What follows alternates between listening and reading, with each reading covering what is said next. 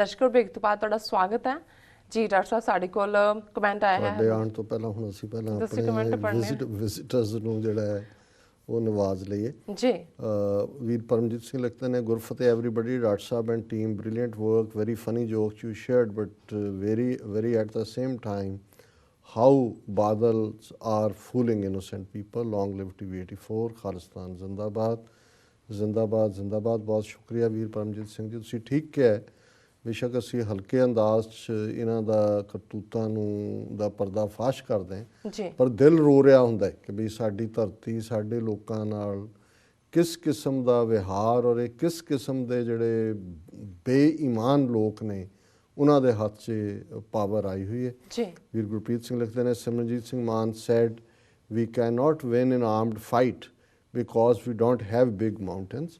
ਮੈਂ ਸਮਝਦਾ ਵੀ ਗੁਰਪ੍ਰੀਤ ਸਿੰਘ ਜੀ ਉਹਨਾਂ ਦਾ ਇੰਟਰਵਿਊ ਮੈਂ ਵੀ ਦੇਖਿਆ, ਉਹਨਾਂ ਦੀ ਇਨਫੈਕਟ ਸਪੀਚ ਸੀ ਸ਼ਾਇਦ ਬਰਨਾਲੇ 'ਚ, ਅਤੇ ਉਹਦੇ 'ਚ ਉਹਨਾਂ ਨੂੰ ਰਾਹ ਦੇ ਵਿੱਚ ਜਿਹੜਾ ABVP ਵਾਲਾ ਉਹਨਾਂ ਨੂੰ ਸ਼ਾਇਦ ਉਹਦੇ ਨਾਲ ਸੀ ਇੰਟਰਵਿਊ, ਉਹ ਪੁੱਛ ਰਿਹਾ ਕਿ ਆਮ ਤੋਂ ਉਹਨਾਂ ਨੇ ਇਹ ਕੁਦਰਤੀ ਗੱਲ 'ਚ ਕਹੀ ਕਿ ਭਾਈ ਜਿਹੜੀ ਗੁਰਿਲਾ ਲੜਾਈ ਜਾਂ ਦੂਜੀ ਆਰਮਡ ਸਟਰਗਲ ਹੁੰਦੀ ਹੈ ਉਹਦੇ ਲਈ ਕੋਈ ਜੰਗਲ ਪਹਾੜ ਦੂਜੇ ਹੁੰਦੇ ਨੇ। ਸੋ ਇਹ ਪਾਸਿੰਗ ਰੈਫਰੈਂਸ ਦੇ ਵਿੱਚ ਗੱਲ ਸੀ, ਇਹ ਕੋਈ ਇੱਕ ਫੋਕਸਡ ਗੱਲ ਨਹੀਂ ਸੀ। ਔਰ ਜ਼ਾਹਰ ਹੈ ਕਿ ਇਹ ਇੱਕ ਹਕੀਕਤ ਹੈ ਕਿ ਜਿਹੋ ਜਿਹੀਆਂ ਹੋਰ ਥਾਵਾਂ ਦੇ ਉੱਤੇ ਗੁਰਿਲਾ ਲੜਾਈ ਦੀਆਂ ਜਿਹੜੀਆਂ ਸਿਚੁਏਸ਼ਨਸ ਨੇ ਪੰਜਾਬ ਦੇ ਵਿੱਚ ਡਿਫਰੈਂਟ ਟੋਪੋਗ੍ਰਾਫੀ ਹੈ। ਵੀਰ ਸਤਪਾਲ ਸਿੰਘ ਪਰੇਵਾਲ ਲਿਖਦੇ ਨੇ, ਡਾਕਟਰ ਸਾਹਿਬ ਜੀ ਆਪ ਜੀ ਨੂੰ TV84 ਦੀ ਸਾਰੀ ਟੀਮ ਅਤੇ ਦਰਸ਼ਕਾਂ ਨੂੰ ਵੀ ਫਤਿਹ ਅਰਜ਼ ਕਰਦਾ, ਆਸ ਹੈ ਪ੍ਰਵਾਨ ਕਰੋਗੇ। ਵਾਹਿਗੁਰੂ ਜੀ ਕਾ ਖਾਲਸਾ ਵਾਹਿਗੁਰੂ ਜੀ ਕੀ ਫਤਿਹ। ਬਹੁਤ ਸ਼ੁਕਰੀਆ ਪਰੇਵਾਲ ਸਾਹਿਬ। ਵੀਰ ਹਰਜਿੰਦਰ ਸਿੰਘ ਵੜੈਚ, ਸਤਿ ਸ਼੍ਰੀ ਅਕਾਲ doctor Sahib ji, good job, Waheguru ji ਚੜ੍ਹਦੀ ਕਲਾ ਬਖਸ਼ੇ, ਖਾਲਿਸਤਾਨ ਜ਼ਿੰਦਾਬਾਦ, ਬਾਬਾ ਜਰਨੈਲ ਸਿੰਘ ਖਾਲਸਾ ਪਿੰਡਾਂ ਵਾਲੇ ਜ਼ਿੰਦਾਬਾਦ ਜ਼ਿੰਦਾਬਾਦ ਜ਼ਿੰਦਾਬਾਦ, ਪਾਕਿਸਤਾਨ ਜ਼ਿੰਦਾਬਾਦ ਜ਼ਿੰਦਾਬਾਦ। ਵੀਰ ਹਰਮੇਲ ਸਿੰਘ ਹੋਰਾਂ ਨੇ ਜਿਹੜਾ ਇੱਕ ਕਰਾਰਾ ਫਰੇਜ਼ ਲਿਖ ਕੇ ਕਿਹਾ ਸੰਵਿਧਾਨ ਬਾਰੇ ਮੈਂ ਕਿ ਭਾਈ ਅਸੀਂ ਇਸ ਸੰਵਿਧਾਨ ਨੂੰ ਬਿਲਕੁਲ ਨਹੀਂ ਮੰਨਦੇ, ਜਿਹੜਾ ਸਾਡੀ ਹੋਂਦ ਤੋਂ ਹੀ ਮੁਨਕਰ ਹੈ ਕਿ ਇਸ ਸੰਵਿਧਾਨ ਦੋਗਲੇ ਸੰਵਿਧਾਨ ਨੂੰ ਮੰਨਣ ਵਾਲੇ ਸਿੱਖ ਕਦੇ ਵੀ ਆਪਣੇ ਬਾਪ ਗੁਰੂ ਗੋਬਿੰਦ ਸਿੰਘ ਸਾਹਿਬ ਦੇ ਅਸਲੀ ਵਾਰਸ ਨਹੀਂ ਹੋ ਸਕਦੇ। ਬਿਲਕੁਲ ਠੀਕ ਫਰਮਾਇਆ। ਜਾਫੀ ਸਿੰਘ ਢਿੱਲੋਂ, ਵਾਹਿਗੁਰੂ ਜੀ ਕਾ ਖਾਲਸਾ ਵਾਹਿਗੁਰੂ ਜੀ ਕੀ ਫਤਿਹ। Doctor Sahib proud on hole 84 team. ਬਹੁਤ ਬਹੁਤ ਸ਼ੁਕਰੀਆ ਜਾਫੀ ਸਿੰਘ ਜੀ, ਤੁਹਾਡੇ 'ਤੇ ਵੀ ਸਾਨੂੰ ਫਖਰ ਹੈ, ਤੁਸੀਂ ਵੀ ਬੜੇ ਨਿਸ਼ਕਾਮ ਅੰਦਾਜ਼ ਦੇ ਵਿੱਚ ਸੇਵਾ ਕਰ ਰਹੇ ਹੋ। ਵੀਰ ਸਤਪਾਲ ਸਿੰਘ ਪਰੇਵਾਲ ਫਿਰ ਲਿਖਦੇ ਨੇ, ਵਡਹੰਸ ਮਹੱਲਾ ਪਹਿਲਾ, ਆਵੋ ਮਿਲੋ ਸਹੇਲੀਓ, ਸਚੜਾ ਨਾਮ ਲੇਹਾਂ, ਰੋਵੈ ਬਿਰਹਾ ਤਨ ਕਾ, ਆਪਣਾ ਸਾਹਿਬ ਸੰਭਾਲੇ ਹਾਂ, ਸਾਹਿਬ ਸੰਭਾਲੇ ਪੰਧ ਨਿਹਾਲੇ, ਅਸਾਂ ਵੀ ਉੱਥੇ ਜਾਣਾ। ਬਹੁਤ ਦੁਖਦਾਈ ਖਬਰ ਹੈ ਜੀ, ਸਤਿਗੁਰੂ ਜੀ ਸਾਰੇ ਪਰਿਵਾਰ 'ਤੇ ਮਿਹਰ ਕਰਨ। ਬਹੁਤ ਸ਼ੁਕਰੀਆ, ਉਹਨਾਂ ਨੇ ਭਾਈ ਬਲਕਾਰ ਸਿੰਘ ਦੇ ਮਾਤਾ ਜੀ ਨੂੰ ਜਿਹੜੀ ਹੈ ਉਹ ਗੁਰਬਾਣੀ ਰਾਹੀਂ ਟ੍ਰਿਬਿਊਟ ਦਿੱਤੀ ਹੈ। ਵੀਰ ਕੁਲਜੀਤ ਸਿੰਘ ਲਿਖਦੇ ਨੇ, ਕੈਨੇਡੀਅਨ ਪੰਜਾਬੀ ਨੈਟਵਰਕ ਪੇਜ ਵੱਲੋਂ ਵਾਹਿਗੁਰੂ ਜੀ ਕਾ ਖਾਲਸਾ ਵਾਹਿਗੁਰੂ ਜੀ ਕੀ ਫਤਿਹ। ਮੋਹਨਜੀਤ ਸਿੰਘ ਖਾਲਸਾ, ਡਾਕਟਰ ਸਾਹਿਬ ਜੀ ਸੰਤ ਜਰਨੈਲ ਸਿੰਘ ਜੀ ਸ਼ਹੀਦ ਨਾ ਹੁੰਦੇ ਤਾਂ ਹੁਣ ਤੱਕ ਸਿੱਖ ਕੌਮ ਗੁਲਾਮ ਹੋ ਜਾਣੀ ਸੀ, ਮਤਲਬ ਹਿੰਦੂ ਬਣ ਜਾਣੇ ਸੀ, ਪਰ ਗੁਰੂ ਜੀ ਆਪ ਰਾਖੀ ਕਰਦੇ ਹਨ, ਕਿਉਂਕਿ ਗੁਰੂ ਜੀ ਦੇ ਮਹਾਵਾਕ ਅਨੁਸਾਰ ਪੰਥ ਖਾਲਸਾ ਖੇਤੀ ਮੇਰੀ, ਹਉ ਸੰਭਾਲ ਕਰੋ ਤਿਸ ਘੇਰੀ। ਇਹਦੇ 'ਚ ਕੋਈ ਸ਼ੱਕ ਨਹੀਂ ਹੈ ਕਿ ਸੰਤ ਜਰਨੈਲ ਸਿੰਘ ਖਾਲਸਾ ਪਿੰਡਾਂ ਵਾਲਿਆਂ ਨੇ 20ਵੀਂ ਸਦੀ ਦੇ ਵਿੱਚ ਹਲੂਣ ਕੇ ਕੌਮ ਨੂੰ ਉਸ ਡੂੰਘੀ ਗਫਲਤ ਤੋਂ ਜਗਾਇਆ ਔਰ ਜਿਹੜਾ ਇਸ ਆਜ਼ਾਦੀ ਦੀ ਵਾਟ ਦੇ ਉੱਤੇ ਤੁਰਨ ਦਾ ਜਿਹੜਾ ਉਹ ਰਾਹ ਪ੍ਰੋਵਾਈਡ ਕੀਤਾ। ਅਲਟੀਮੇਟਲੀ ਗੁਰੂ ਕਲਗੀਧਰ ਪਾਤਸ਼ਾਹ ਦੀ ਹੀ ਰਹਿਮਤ ਹੁੰਦੀ ਹੈ ਜਦੋਂ ਕੋਈ ਜਿਹੜਾ ਯੋਧਾ ਉਹ ਕੌਮ ਨੂੰ ਇਸ ਪਾਸੇ, ਭਾਵੇਂ ਬਾਬਾ ਬੋਤਾ ਸਿੰਘ ਗਰਜਾ ਸਿੰਘ ਤੋਂ ਅਸੀਂ ਦੇਖਦੇ ਕਿ ਹਰ ਬਿਖੜੇ ਪੈਂਡੇ ਬਿਖੜੇ ਸਮੇਂ ਅੰਦਰ ਗੁਰੂ ਆਪ ਬੌੜੀ ਕਰਦੇ ਨੇ ਔਰ ਕੌਮ ਦੀ ਡੈਸਟਨੀ ਪੰਥ ਖਾਲਸਾ ਖੇਤੀ ਮੇਰੀ, ਹਉ ਸੰਭਾਲ ਕਰੋ ਤਿਸ ਘੇਰੀ, ਉਹਨਾਂ ਦਾ ਇਕਰਾਰਨਾਮਾ ਹੈ। ਪੰਥ ਦੇ ਨਾਲ ਹਰਲੀਨ ਸਿੰਘ ਮੀਡੀਆ, ਜਸਪ੍ਰੀਤ ਸਿੰਘ ਜੱਸੀ ਧਨੋਆ, ਪਰਮਿੰਦਰ ਕਰਮਜੀਤ ਸੰਘੇੜਾ, ਜੁਝਾਰ ਵਿਰਕ, ਅਮਨ ਸੰਧੂ, ਹਰਿੰਦਰਪਾਲ ਸਿੰਘ, ਬਾਸ਼ਾ ਸਿੰਘ, JS ਪੰਡਾਲ, ਚੌਧਰੀ ਜ਼ੈਨ ਉਲ ਅਬਦੀਨ ਗੁੱਜਰ, ਪਰਮਜੀਤ ਸਿੰਘ, ਇਹਨਾਂ ਸਾਰਿਆਂ ਨੇ ਫਤਿਹ ਵੀ ਭੇਜੀ ਹੈ ਔਰ ਖਾਲਿਸਤਾਨ ਜ਼ਿੰਦਾਬਾਦ ਔਰ TV84 ਦੀ ਸਲਾਹਤਾ ਕੀਤੀ ਹੈ। ਇੱਕ ਸਾਡੇ ਕੁਮਾਰ ਜੀ ਆਏ ਨੇ, ਮਨਜੀਤ ਕੁਮਾਰ, ਉਹਨਾਂ ਨੂੰ ਲੱਗਦਾ ਕਿਸੇ ਹੋਰ ਨੂੰ ਵੀ ਸੱਦ ਲਿਆ ਕਰੋ, ਆਪ ਹੀ ਲੱਗੇ ਰਹਿੰਦੇ ਉਦੋਂ ਨੂੰ ਜ਼ਹਿਰ ਘੋਲਣ। ਸੋ ਇਹਦਾ ਮਤਲਬ ਇਹ ਹੈ ਵੀ ਜ਼ਹਿਰ ਚੜਿਆ ਇਹਨਾਂ ਨੂੰ, ਚੜਿਆ ਤਾਂ ਹੀ ਬੋਲੇ ਨੇ ਵਿਚਾਰੇ ਫੇਸਬੁੱਕ ਤੇ। ਵੈਸੇ ਇਹ ਜ਼ਹਿਰ ਨਹੀਂ ਹੈ, ਇਹ ਅੰਮ੍ਰਿਤ ਦੀਆਂ ਬੂੰਦਾਂ ਨੇ ਇਹ ਤੁਹਾਡੇ ਜ਼ਹਿਰ ਨੂੰ ਘਟਾਉਣ ਲਈ ਨੇ। ਜੇ ਤੁਸੀਂ ਸੱਚਮੁੱਚ ਇਮਾਨਦਾਰੀ ਨਾਲ ਦੇਖੋਗੇ, ਸਿੱਖ ਜਿਹੜਾ ਹੈ ਉਹ ਤਾਂ ਸਰਬੱਤ ਦਾ ਭਲਾ ਮੰਗਦਾ ਹੈ। ਜੀ ਅਸੀਂ ਆਪਣੇ ਹੱਕਾਂ ਦੀ ਗੱਲ ਕਰਦੇ ਔਰ ਤੁਸੀਂ ਜਿਹੜਾ ਹੈ ਉਸ ਜ਼ਹਿਰ ਦੇ ਵਣਜਾਰੇ ਹੋ। ਔਰ ਅੱਜ ਬਹੁ ਗਿਣਤੀ ਜਿਸ ਕਦਰ ਘੱਟ ਗਿਣਤੀਆਂ ਦੇ ਨਾਲ, ਅਕਲੀਅਤਾਂ ਦੇ ਨਾਲ ਸਲੂਕ ਕਰ ਰਹੀ ਹੈ, ਉਹ ਸਾਹਮਣੇ ਹੈ। ਤੇ ਆਪਣੇ ਜ਼ਹਿਰ ਦਾ ਜਿਹੜਾ ਕੋਈ ਮੰਤਰੀ ਲੱਭੋ। ਮੋਦੀ ਨੂੰ ਹੀ ਕਹੋ ਕਿ ਕੋਈ ਮੰਤਰ ਪੜ੍ਹ ਦਿਓ। ਇੱਦਾਂ ਦੀਆਂ ਗੱਲਾਂ ਹੁਣ ਸਾਰੀਆਂ ਤੁਸੀਂ ਸਾਇੰਸ ਹੀ ਬਣਾਈ ਹੋਈ ਹੈ। ਤਾਂ ਤੁਹਾਡੀ ਸਾਇੰਸ ਵੀ ਬੜੀ ਮਜ਼ਬੂਤ ਹੈ, ਪਲਾਸਟਿਕ ਸਰਜਰੀ ਵੀ ਤੁਸੀਂ ਕਰਦੇ ਸੀ, ਦੂਜਾ ਵੀ ਹੈ। ਸੋ ਹੁਣ ਇਹ ਸੱਪ ਦਾ ਜ਼ਹਿਰ ਆਪ ਹੀ ਕੱਢੋ ਭਾਈ, ਅਸੀਂ ਤਾਂ ਹੁਣ ਕੀ ਕਰ ਸਕਦੇ। ਜੀ ਡਾਕਟਰ ਸਾਹਿਬ ਬਿਲਕੁਲ। ਸਾਡੇ ਕੋਲ ਕਮੈਂਟ ਆਇਆ ਹੈ ਹਰਮਿੰਦਰ ਸਿੰਘ ਗਿੱਲ ਜੀ ਦਾ। ਇਹ ਲਿਖਦੇ ਹਨ, ਖਾਲਿਸਤਾਨ ਦੀ ਮੰਗ ਵੀ ਦੋਗਲੀ ਨੀਤੀ ਦੇ ਕਾਰਨ ਵੱਧ ਰਹੀ ਹੈ। ਅੱਗ ਦੇ ਭਾਂਬੜ ਨੂੰ RSS ਵੱਲੋਂ ਦੱਬਣ ਦੀ ਕੋਸ਼ਿਸ਼ ਕੀਤੀ ਜਾ ਰਹੀ ਹੈ, ਪਰ ਇਤਿਹਾਸ ਗਵਾਹ ਹੈ ਕਿ ਕਿਸੇ ਵੀ ਵਧੀਆ ਵਸਤੂ ਨੂੰ ਲੈਣ ਲਈ ਕੁਰਬਾਨੀ ਦੀ ਲੋੜ ਪੈਂਦੀ ਹੈ। ਕਿਸੇ ਦਾ ਵੀ ਡੁੱਲਿਆ ਖੂਨ ਬੇਕਾਰ ਨਹੀਂ ਜਾਂਦਾ, ਸਮਾਂ ਲੱਗਦਾ ਹੈ ਪਰ ਸਭ ਠੀਕ ਹੋ ਜਾਂਦਾ ਹੈ। ਕੋਈ ਜ਼ੋਰ ਲਾ ਲਵੇ, ਪਿਛਲੇ 200 ਸਾਲ ਵਿੱਚ ਇਸੇ ਦੁੱਖ ਦੇ ਕਾਰਨ ਪਾਕਿਸਤਾਨ, ਬੰਗਲਾਦੇਸ਼, ਭੂਟਾਨ, ਨੇਪਾਲ, ਸ਼੍ਰੀਲੰਕਾ, ਮਾਲਦੀਵਸ ਅੱਡ ਹੋ ਗਏ। ਕਿਸੇ ਤੋਂ ਵੀ ਰੁਕੇ ਹਨ, ਫਿਰ ਹੁਣ ਅਗਲਿਆਂ ਨੂੰ ਕਿਵੇਂ ਰੋਕਣਗੇ? ਇਹ ਤਾਂ ਹੋ ਕੇ ਰਹੇਗਾ। ਇਹੋ ਜੇ ਅਡਵਾਨੀ ਆਏ ਤੇ ਗਏ। ਬਾਬਾ ਬੋਤਾ ਸਿੰਘ ਤੇ ਬਾਬਾ ਗਰਜਾ ਸਿੰਘ ਦਾ ਇਤਿਹਾਸ ਕੋਈ ਬਹੁਤ ਜ਼ਿਆਦਾ ਪੁਰਾਣਾ ਨਹੀਂ। ਅਸੀਂ ਸਾਰੇ ਉਦੋਂ ਜ਼ਰੂਰ ਜਾਗਾਂਗੇ ਜਦੋਂ ਸਾਡਾ ਪਾਣੀ ਤੇ ਪੰਜਾਬ ਖੋਹ ਲੈਣਗੇ। ਇਹਨਾਂ ਦਾ ਇਹ ਕਦਮ ਉਲਟਾ ਸਾਨੂੰ ਜਲਦੀ ਇਕੱਠੇ ਕਰੇਗਾ। ਸਾਡੇ ਸਿਰ ਤੇ ਜਿੰਨਾ ਚਿਰ ਨਾ ਪਵੇ ਅਸੀਂ ਕਦੇ ਨਹੀਂ ਜਾਗਦੇ। ਜੀ ਡਾਕਟਰ ਸਾਹਿਬ। ਵੀਰ ਹਰਮਿੰਦਰ ਸਿੰਘ ਗਿੱਲ ਜੀ ਦਾ ਬਹੁਤ ਬਹੁਤ ਸ਼ੁਕਰੀਆ। ਉਹਨਾਂ ਨੇ ਚੜ੍ਹਦੀ ਕਲਾ ਦੀ ਗੱਲ ਵੀ ਕੀਤੀ ਹੈ ਔਰ ਇਹ ਵੀ ਕਿਹਾ ਹੈ ਕਿ ਭਾਈ ਜਦੋਂ ਸਾਡੇ ਸਿਰ ਤੇ ਪੂਰੀ ਮੁਸੀਬਤ ਆ ਕੇ ਡਿੱਗੇਗੀ, ਪਾਣੀ ਖੋਣਗੇ, ਪੰਜਾਬ ਖੋਣਗੇ, ਉਦੋਂ ਅਸੀਂ ਜਾਗਾਂਗੇ। ਜੀ ਪਰ ਵੀਰ Harminder Singh ji, it may be too late then. ਬਹੁਤ ਵਾਰ ਇਹ ਸਾਨੂੰ ਲੱਗਦਾ ਹੁੰਦਾ ਹੈ ਕੁਛ ਚੀਜ਼ਾਂ ਕਿ ਜੀ ਅਸੀਂ ਅਮਿਟ ਹੈ, ਅਸੀਂ ਹਾਰਦੇ ਨਹੀਂ। ਇਹ ਨਹੀਂ ਹੁੰਦਾ। ਉਹ ਕੌਮਾਂ ਜਿਨ੍ਹਾਂ ਨੇ ਆਪਣੇ ਆਪ ਨੂੰ ਜਿਉਂਦਾ ਰੱਖਣਾ ਹੈ, ਉਹਨਾਂ ਨੂੰ ਜਿਉਂਦੇ ਰੱਖਣ ਦੇ ਪ੍ਰਬੰਧ ਕਰਨੇ ਪੈਂਦੇ ਨੇ, ਖਲੋਣਾ ਪੈਂਦਾ ਹੈ, ਚੈਲੰਜ ਕਰਨਾ ਪੈਂਦਾ ਹੈ। ਜੀ ਔਰ ਜਿਵੇਂ ਇਹਨਾਂ ਨੇ ਇਹ ਠੀਕ ਹੈ ਹੋਪ ਦਿੱਤੀ ਹੈ ਕਿ ਭਾਈ ਅਡਵਾਨੀ ਵਰਗੇ ਕਈ ਆਏ ਤੇ ਕਈ ਗਏ, ਪਰ ਜਿਵੇਂ ਮੈਂ ਪਹਿਲਾਂ ਵੀ ਕਹਿ ਕੇ ਹਟਿਆ, ਸਾਨੂੰ ਆਪਣੇ ਬਾਬਾ ਬੋਤਾ ਸਿੰਘ, ਬਾਬਾ ਗਰਜਾ ਸਿੰਘ ਤੇ ਹਮੇਸ਼ਾ ਫਖਰ ਹੈ। ਲੇਕਿਨ ਇਹਦੇ ਬਾਵਜੂਦ ਜਿਵੇਂ ਸਰ ਕਪੂਰ ਸਿੰਘ ਇਹ ਕਹਿੰਦੇ ਸੀ ਵੀ ਸਿੱਖਾਂ ਨੂੰ ਇਹ ਭੁਲੇਖਾ ਨਹੀਂ ਹੋਣਾ ਚਾਹੀਦਾ ਕਿ ਅਸੀਂ ਸਾਡੇ ਲਈ ਕੋਈ ਵੱਖਰਾ ਕਾਨੂੰਨ ਹੋਏਗਾ ਅਕਾਲ ਪੁਰਖ ਦਾ। ਸਾਨੂੰ ਸਮੇਂ ਦੇ ਹਾਣ ਦਾ ਹੋਣਾ ਪਏਗਾ। ਔਰ ਜਿਵੇਂ ਉਹਨਾਂ ਨੇ ਅੱਡ ਦੇਸ਼ਾਂ ਦੀ ਗੱਲ ਕੀਤੀ, ਪਾਕਿਸਤਾਨ ਜੇ ਹੋਂਦ 'ਚ ਆਇਆ ਤੇ ਉਹਦੇ ਲਈ ਕਿਵੇਂ ਇੱਕ ਏਬਲ ਲੀਡਰਸ਼ਿਪ ਕਾਇਦੇ ਆਜ਼ਮ ਮੁਹੰਮਦ ਅਲੀ ਜਿਨਾਹ ਦੀ, ਕਿਵੇਂ ਉਹਨਾਂ ਨੇ ਇੱਕ ਤੋਂ ਬਾਅਦ ਇੱਕ ਜਿਹੜੇ ਇਹਨਾਂ ਦੇ ਕਾਂਗਰਸ ਦੇ ਜਾਂ ਅੰਗਰੇਜ਼ਾਂ ਦੇ ਵਾਰ ਸੀ, ਉਹਨਾਂ ਨੂੰ ਬਿਲਕੁਲ ਜਿਹੜਾ ਉਹ ਨਿਕੰਮੇ ਕੀਤਾ ਔਰ ਅਲਟੀਮੇਟਲੀ ਆਪਣੇ ਕੌਮ ਦੀ ਡੈਸਟਨੀ ਦੇ ਲਈ ਕੀਤਾ। ਔਰ ਅਸੀਂ ਹੋਪ ਕਰਦੇ ਹਾਂ ਕਿ ਭਾਈ ਕੌਮ ਜਿਹੜੀ ਹੈ ਉਦੋਂ ਤੱਕ ਹੀ ਨਾ ਸੁੱਤੀ ਰਹੇ ਕਿ ਜੀ ਫਾਈਨਲ ਵਾਰ ਕਦੋਂ ਹੋਣਾ। ਇੰਡੀਅਨ ਸਟੇਟ ਉਹਨਾਂ ਦਾ ਜਿਸ ਕਿਸਮ ਦਾ ਵਰਤਾਰਾ ਬਾਕੀਆਂ ਦੇ ਨਾਲ ਚੱਲ ਰਿਹਾ, ਜੋ ਇਸ ਵੇਲੇ ਉਹਨਾਂ ਦੇ ਤੌਰ ਤਰੀਕੇ, ਜਿਸ ਕਿਸਮ ਦਾ ਅਮਰੀਕਾ 'ਚ ਮਾਹੌਲ ਬਣ ਗਿਆ, ਕਿਉਂਕਿ ਜਦੋਂ ਜਿਹੜੇ ਵੱਡੀਆਂ ਤਾਕਤਾਂ ਨੇ ਜਿਨ੍ਹਾਂ ਨੇ ਮਾੜੀ ਮੋਟੀ ਜਿਹੜੀ ਹੈ ਉਹ ਨਿਗਾਹਬਾਨੀ ਕਰਨੀ ਹੁੰਦੀ ਸੀ ਕਿ ਬਾਕੀ ਕੀ ਕਰ ਰਹੀਆਂ ਨੇ, ਤਾਂ ਜਦੋਂ ਉਹੀ ਹਿਊਮਨ ਰਾਈਟਸ ਵਾਇਲੇਟ ਕਰਨ ਦੇ ਰਸਤੇ ਤੇ ਜਾਂ ਧੱਕੇਸ਼ਾਹੀ ਤੇ ਤੁਰ ਪੈਂਦੀਆਂ ਨੇ, ਤੇ ਫਿਰ ਇੰਡੀਆ ਨੇ ਵਿਦਨ ਆਪਣੇ ਮੈਪ ਕੀ ਕੀਤਾ, ਉਹਨਾਂ ਨੂੰ ਕਿਹਨੇ ਅਕਾਊਂਟੇਬਲ ਬਣਾਉਣੇ।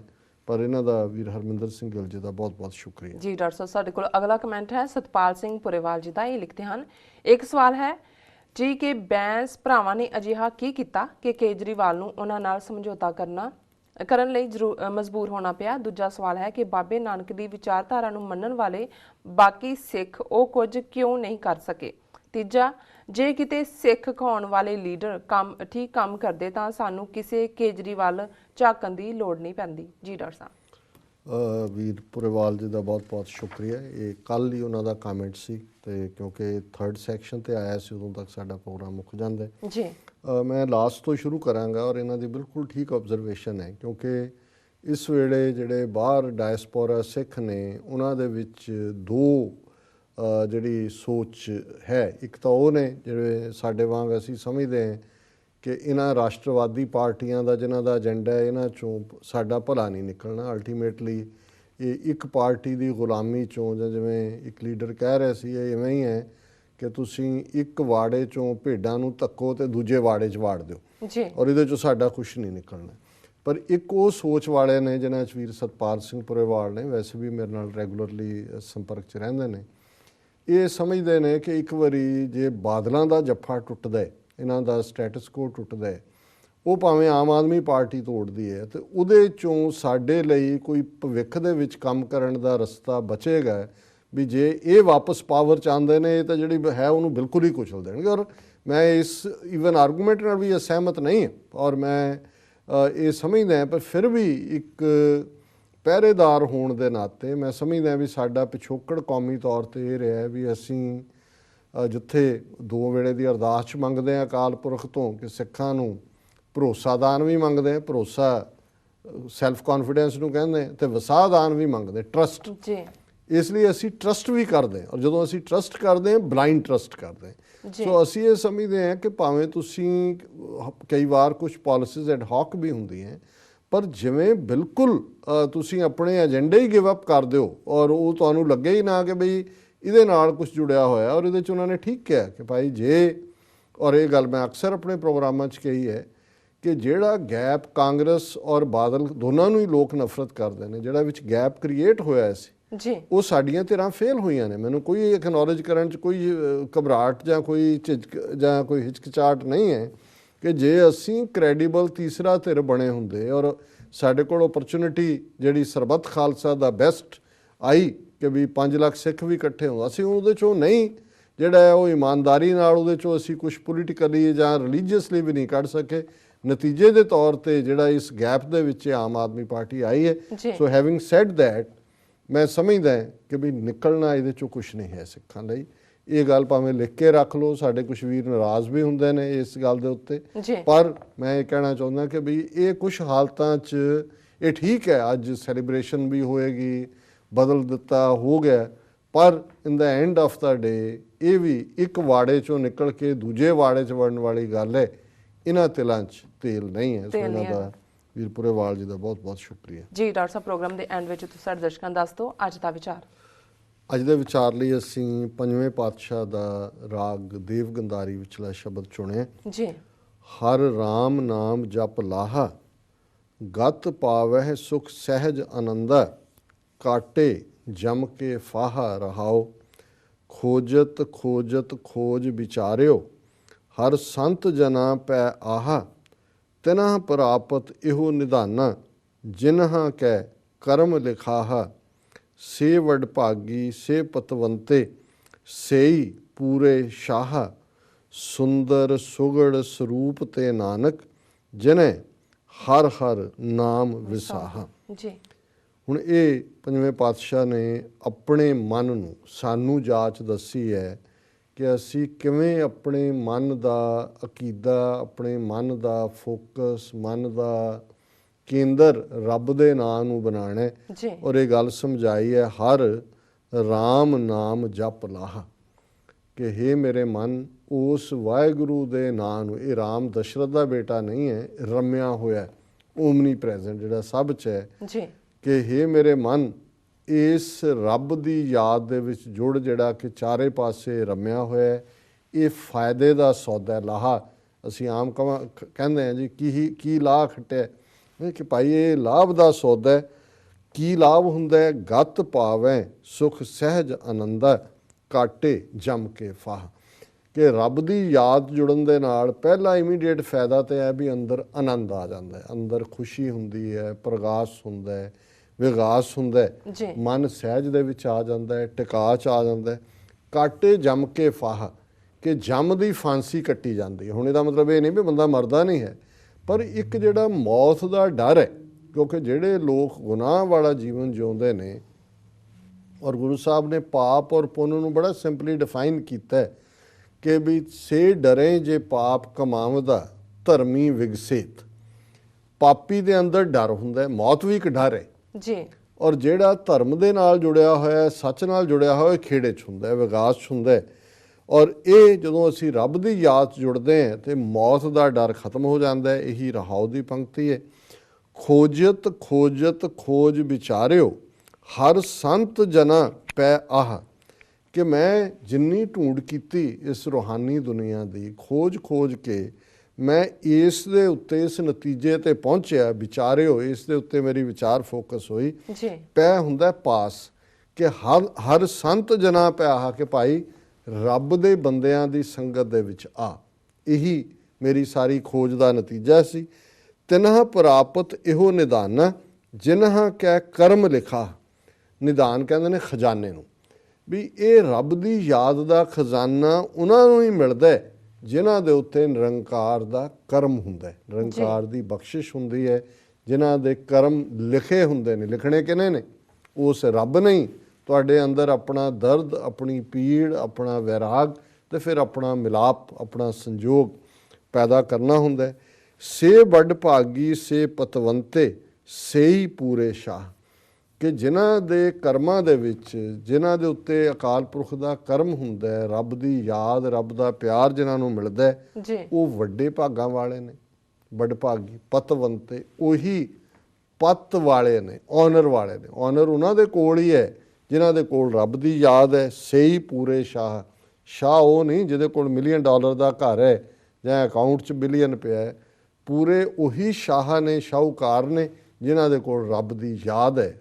क्योंकि फकीर जिहड़ा है उस तो वड्डा कौन हुंदा है? बादशाह दा आंदा है जी सिकंदर आया है, एक नंगे धड़ंगे फकीर दे कोल खलो गया, जी ਉਹਦਾ ਪਰਛਾਵਾਂ ਉਹਦੇ ਤੇ ਪੈ ਰਿਹਾ ਸੀ ਤੇ ਸਿਕੰਦਰ ਨੂੰ ਕਹਿੰਦਾ ਮੈਂ ਬਾਦਸ਼ਾਹ ਜ਼ਮਾਨੇ ਦਾ, ਮੇਰੇ ਤੋਂ ਮੰਗ।